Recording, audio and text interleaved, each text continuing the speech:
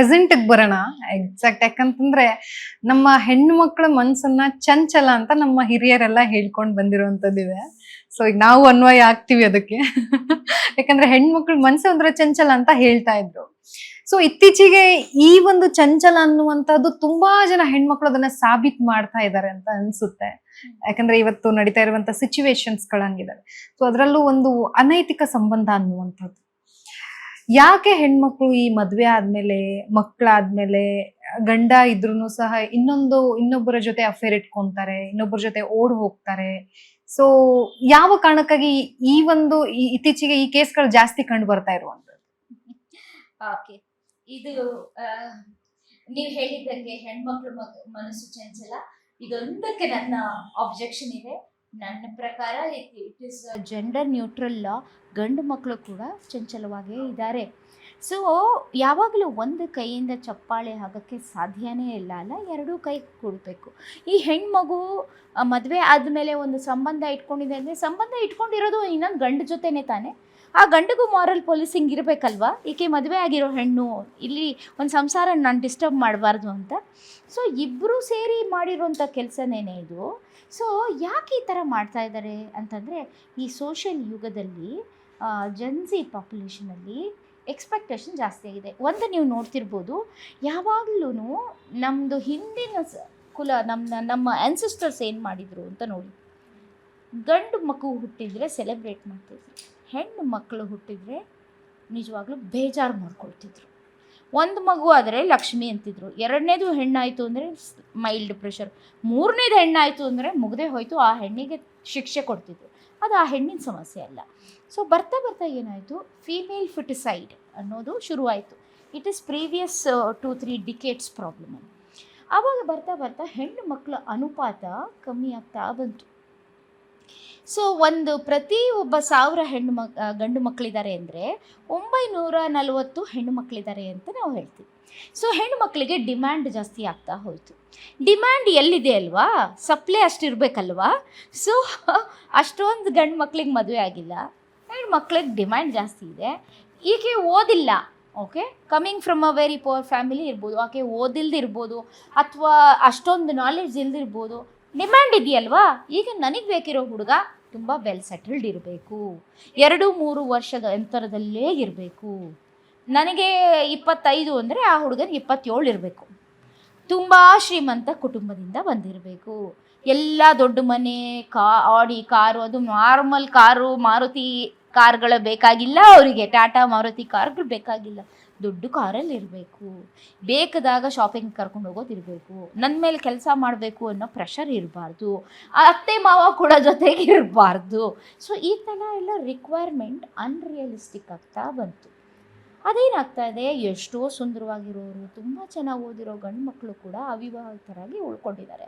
ಅದು ಈ ಹೆಣ್ಮಕ್ಳಿಗೆ ಮದುವೆ ಮಾಡ್ಕೊಂಡ್ಮೇಲೆ ಇಲ್ಲೆಲ್ಲ ಫೆಸಿಲಿಟಿ ಇಲ್ವಾ, ಪರವಾಗಿಲ್ಲ, ನನಗೆ ಇನ್ನೊಬ್ಬ ಗಂಡು ಆಕರ್ಷಣೆ ಕೊಡ್ತಾ ಇದ್ದಾನೆ, ಅವನು ನನಗೆ ಪ್ರೇರೇಪಣೆ ಕೊಡ್ತಿದ್ದಾನೆ, ನನಗೆ ಸರಿ ಅನ್ಸ್ತಾ ಇದೆ, ಅವನಲ್ಲಿ ದುಡ್ಡಿದೆ ಅಂದರೆ ಐ ವಿಲ್ ಜಂಪ್ ದೇ ಅನ್ನೋದಾಗ್ತಿದೆ. ಆ ಹುಡುಗನೂ ಕೂಡ ಇದನ್ನ ಸಹಕಾರ ಕೊಡ್ತಾ ಇದ್ದಾರೆ.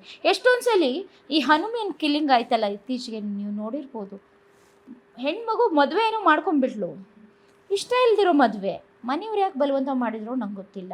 ಹನಿಮೂನ್ಗೆ ಹೋದ್ಮೇಲೆ ಬಾಯ್ ಫ್ರೆಂಡ್ನಲ್ಲಿ ಕರೆಸ್ಕೊಂಡು ಇಬ್ಬರು ಸೇರಿ ಏನೋ ಪ್ಲ್ಯಾನ್ ಮಾಡಿ ಆ ಹುಡುಗನ ಜೀವನ ಯಾಕೆ ಹಾಳು ಮಾಡಬೇಕಾಗಿತ್ತು? ಅಂದ್ರೆ ಈಗ ಕುಟುಂಬದಿಂದ ಒತ್ತಡ ಇದ್ದು ಮದುವೆ ಆಗಿದ್ರೆ ಅದನ್ನ ಒಪ್ಕೊಳ್ಳೋಣ, ಅದೊಂದು ಇಷ್ಟವಿಲ್ಲದ ಮದುವೆ ಅಂತ ಹೇಳಿ. ಸೊ ಲವ್ ಮ್ಯಾರೇಜಸ್ ಅಲ್ಲೂ ಸಹ ಇಂಥದ್ದೇ ಜಾಸ್ತಿ ಕಂಡು ಬರ್ತಾ ಇದಾವೆ. ಎಲ್ಲೋ ಹೋಗಿರ್ತಾರೆ, ಒಂದಷ್ಟು ವರ್ಷಗಳಾದ್ಮೇಲೆ ದೂರ ಆಗ್ತಾರೆ, ಡಿವೋರ್ಸ್ ಗಳನ್ನ ತಗೊಳ್ತಾರೆ. ಇದಕ್ಕೆ ಎಕ್ಸಾಕ್ಟ್ ಕಾರಣ ಏನು? ಯಾತಕ್ಕಾಗಿ ಇವ್ರ ಮನಸ್ಥಿತಿಯಿಂದ ಹೊರಗೆ ಬರಕ್ ಸಾಧ್ಯನೇ ಇಲ್ವಾ? ಹಿಂದೆ ನಮ್ಮ ಭಾರತೀಯ ಕುಟುಂಬದಲ್ಲಿ ನೀವು ಡಿವೋರ್ಸ್ ರೇಟ್ ಬಗ್ಗೆ ಮಾತಾಡ್ತಾ ಇದ್ದರೆ, ಡಿವೋರ್ಸ್ನ ನಾವು ಗ್ರೇ ಡಿವೋರ್ಸಸ್ ಅಂತ ಕರಿತಾ ಇದ್ವಿ. ಒಂದು ಗಂಡು ಹೆಣ್ಣು ಸುಮಾರು ವರ್ಷ 20-30 ವರ್ಷ ಹೆಣ್ಗಿ ಸಂಸಾರದಲ್ಲಿ ಈ ಮನುಷ್ಯ ಅಥವಾ ಈಕೆ ಬದಲಾಗೋದೇ ಇಲ್ಲ ಅಂತ ಯಾವಾಗ ಅವ್ರಿಗೆ ಅನಿಸ್ತಿತ್ತೋ ಆವಾಗ ಡಿವೋರ್ಸಿಗೆ ಹೋಗ್ತಾಯಿದ್ರು. So divorce rate was very very less. ಡಿವೋರ್ಸನ್ನ ನಮಗೆ ನಾವು ಸಮಾಜದಲ್ಲಿ ಅದನ್ನು ದೊಡ್ಡ ಪಿಡುಗಾಗಿ ನೋಡ್ತಿದ್ವಿ. ತಂದೆ ತಾಯಿ ನೀ ಡಿವೋರ್ಸ್ ತಗೋತೀಯಾ ಅಂತ ನಿಮ್ಮನ್ನು ತಡೀತಾ ಇದ್ರು, ಹೆಣ್ಣಿಗೊಂದು ಫ್ರೀಡಮ್ ಇರ್ತಿರ್ಲಿಲ್ಲ.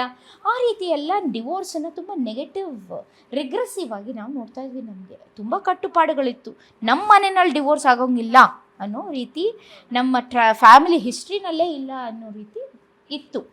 ಈಗ ಬರ್ತಾ ಬರ್ತಾ ವೆಸ್ಟರ್ನೈಸೇಷನ್ ಜಾಸ್ತಿ ಆಗ್ತಾ ಇದೆ. ಮದುವೆ ಆಗಿ 1 ತಿಂಗಳಾಗಿಲ್ಲ ಡಿವೋರ್ಸ್. ಯಾಕೆ? ಇದೆಲ್ಲದಕ್ಕೂ ಕಾರಣ ಎಕ್ಸ್ಪೆಕ್ಟೇಷನ್ಸ್.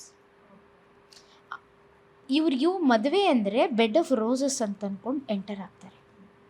ಅದು ಬೆಡ್ ಆಫ್ ರೋಸಸ್ ಅಲ್ಲ, ಅಲ್ಲಿ ರೆಸ್ಪಾನ್ಸಿಬಿಲಿಟೀಸೂ ಇದೆ. ಯಾವ ಮನುಷ್ಯನಲ್ಲಿ ಬರೀ ಒಳ್ಳೆಯದೇ ಏನಿರಲ್ಲ. ಈ ಕೋರ್ಟಿಂಗ್ ಟೈಮಲ್ಲಿ ಎಲ್ಲರಿಗೂ they will show best face of their personality to each other, because they still courting ಅಲ್ವಾ. ಒಳ್ಳೆಯದಾಗಿರ್ತಾರೆ, ಪೇಷನ್ಸಿಂದ ಇರ್ತಾರೆ, ನಗ್ನಕ್ಕೊಂಡಿರ್ತಾರೆ. ಬಟ್ಟೆ ತೊಗೋಬೇಕು ನೋ ಪ್ರಾಬ್ಲಮ್, ಶಾಪಿಂಗ್ ಮಾಡಬೇಕಾ ನೋ ಪ್ರಾಬ್ಲಮ್, ಇಲ್ಲಿ ಸುತ್ತಬೇಕಾ ನೋ ಪ್ರಾಬ್ಲಮ್, ಈ ರೀತಿ ಮನಸ್ಥಿತಿನಲ್ಲಿರುತ್ತೆ. ಯಾವಾಗ ಮದುವೆ ಆಯಿತು, ರೆಸ್ಪಾನ್ಸಿಬಿಲಿಟಿ ಬಂತು. ಯಾತಕ್ಕೆ ಗಂಡು ಮಕ್ಕಳು ಹೆಣ್ಮಕ್ಳನ್ನ ಮದುವೆ ಮಾಡ್ತಾರೆ? ಸಮಾಜ ಮುಂದೆ ಹೋಗಲಿ ಅಂತ, ಇನ್ನೊಂದು ಜನ್ರೇಷನ್ ಮುಂದೆ ಬರಲಿ ಅಂತ. ಆವಾಗ ನ್ಯಾಚುರಲಿ ತಂದೆ ತಾಯಿನ ನೋಡ್ಕೊಳ್ಳೋ ರೆಸ್ಪಾನ್ಸಿಬಿಲಿಟಿ ಬರುತ್ತೆ, ಹುಟ್ಟಿದ ಮಗು ನೋಡ್ಕೊಳ್ಳೋ ರೆಸ್ಪಾನ್ಸಿಬಿಲಿಟಿ ಬರುತ್ತೆ, ಮನೆ ಫಿನಾನ್ಸು ಇವೆಲ್ಲದ್ರದ್ದು ಬರುತ್ತೆ, ವರ್ಕ್ ಪ್ರೆಷರು ಎಲ್ಲ ಆ್ಯಡ್ ಆಗುತ್ತೆ. ಆವಾಗ ನೀವು ಕೆಲಸ ಮಾಡ್ತಾ ಇರ್ತೀರಲ್ಲ, ಆಗ ಮೊದಲಂಗೆ ರೊಮ್ಯಾಂಟಿಕ್ ಇಲ್ದಿರ್ಬೋದು. ಕೋರ್ಟಿಂಗ್ ಟೈಮಲ್ಲಿ ಎಂಗೇಜ್ಮೆಂಟ್ ಆದಮೇಲೆ 1 ಗಂಟೆ ಫೋನ್ ಮಾಡ್ತಿರ್ಬೋದು. ಈಗ ಫಂಕ್ಷನಲ್ ಕಾಲ್ಸ್, ಏನು ವಿಷಯ ಹೇಳು, ನಾನು ಮೀಟಿಂಗಲ್ಲಿದ್ದೀನಿ, ಆಮೇಲೆ ಮಾತಾಡೋಣವಾ, ಈ ರೀತಿ ಆಗ್ತಾ ಬರ್ತಾ ಬರ್ತಾ ಆ ಟೆನ್ಷನ್ ಸಿಗ್ತಾ ಇಲ್ಲ, ಪ್ರೀತಿ ಸಿಗ್ತಾ ಇಲ್ಲ, ನನಗೋಸ್ಕರ ಸಮಯ ಕೊಡ್ತಾ ಇಲ್ಲ. ಗಂಡು ಮಕ್ಳಿಗೇನು, ಮದುವೆ ಆಗೋಯ್ತಲ್ಲ, ಹೆಂಡ್ತಿ ತಾನೇ, ಮನೆಗೆ ಹೋದ್ಮೇಲೆ ಇದ್ದೇ ಇರ್ತಾಳಲ್ಲ. ಬಟ್ ಈಕೆಗೆ ನಾನು ಎಷ್ಟು ಫೋನ್ ಮಾಡಿದ್ರು ನನ್ನ ಫೋನ್ ರಿಸೀವ್ ಮಾಡಲ್ಲ, ಕಟ್ ಮಾಡ್ತಾರೆ. ಏನಕ್ಕೆ ಅಂತ ನನಗೆ ಹೇಳೋದಿಲ್ಲ, ನನಗೆ ಮರ್ಯಾದೆ ಕೊಡ್ತಾ ಇಲ್ಲ, ನನಗೆ ಸಮಯ ಕೊಡ್ತಾ ಇಲ್ಲ. ನಾನು ಎಷ್ಟು ಕೆಲಸ ಮಾಡ್ತಾ ಇದ್ದೀನಿ, ಎಲ್ಲ ರೆಸ್ಪಾನ್ಸಿಬಿಲಿಟಿ ತೊಗೋತಾ ಇದ್ದೀನಿ, ನಾವು ಕಷ್ಟಪಡ್ತಾ ಇದ್ದೀವಿ, ಬಟ್ ನನಗೆ ಆ್ಯಸ್ ಅ ಪರ್ಸನ್ ಮರ್ಯಾದೆ ಸಿಗ್ತಾ ಇಲ್ಲ. ಈ ಥರ ಎಲ್ಲ 108 ಅಂತರಗಳು ಶುರುವಾಗುತ್ತೆ.